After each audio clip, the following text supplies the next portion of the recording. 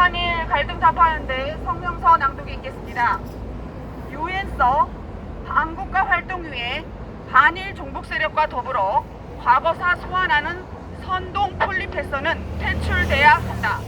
통일뉴스가 11월 18일자 일제강제징용 피해자 유엔 인권이사회의 이행기 정의로 접근하자 제하의 문건에서 일제강제노동 피해자 개인이 직접 유엔 인권이사회에 이행기적 정의로 제소하는 것이 효과적이라고 본다고 보도했다. 기고문 작성자는 이장희 한국외대 명예교수로 민화협 고문, 진실화해위원회 자문위원, 민주평통상임위원 등을 거쳐 현재 평화통일 시민연대 상임 공동대표를 맡고 있다.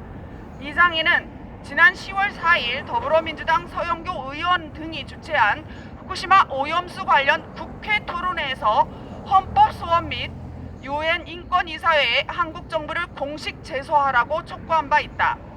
이장희는 제18대 대통령 선거 당시 문재인 후보 지지를 선언하고 선거 운동을 지원했으며 2017년 문재인 대통령이 일본의 법적 책임을 인정하라며 한일 위안부 문제 협상 합의를 무효화한 데 대해 대통령이 핵심을 짚은 것이라고 극찬을 아끼지 않은 인물이다.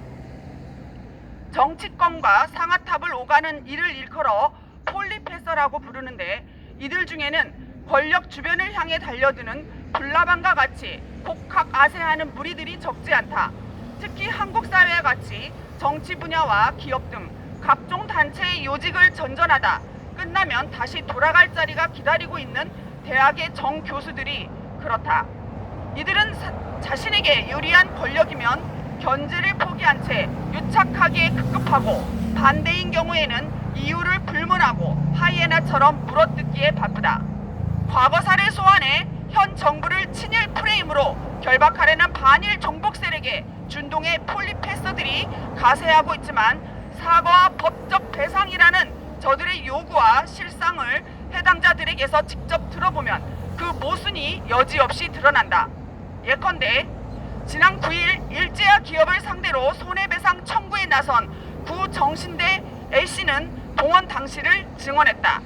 그는 당시 미쯔비시 중공업의 나고야 항공기 제작소에서 도색 작업을 돕는 일 등을 했으며 해방 이후 귀국해 일본 후생연금이 그에게 입금한 탈퇴 수당은 날랑 99엔이라고 분노했다.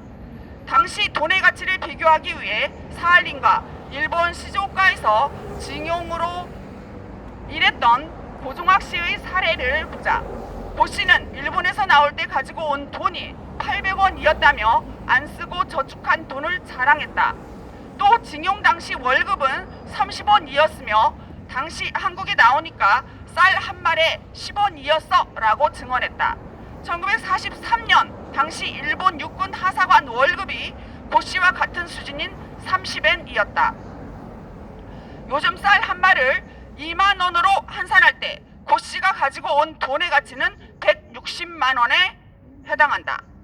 조선엔은 일제 때 조선의 화폐 단위로 한국어로는 원으로 불렀다.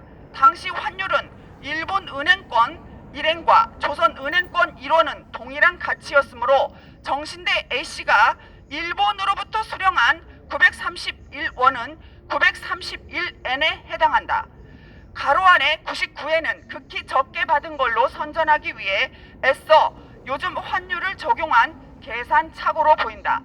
한국 정부는 제54차 유엔 인권이사회에 구 일본군 위안부 문제와 관련하여 보낸 의견서에서 1993년 고노 요에이 일본 관방장관은 일본군이 위안소의 설립과 운영, 위안부 이송에 간접적으로 관여한 것에 대해 공개적으로 사과했습니다.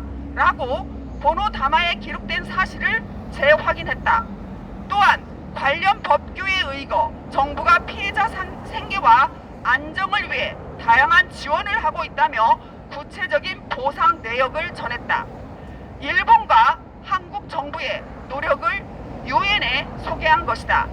이에 정의연은 정부 의견서 제출 다음 날인 9월 14일 일본군 성노예제 피해자와 강제동원 피해자의 인권을 짓밟았다며 정부를 비판했는데 이번에 이장희가 징용공 문제를 유엔 인권이사회에 제소하자고 나선 것은 이들을 측면에서 지원하려는 모종의 작전이라고도 볼 수 있다.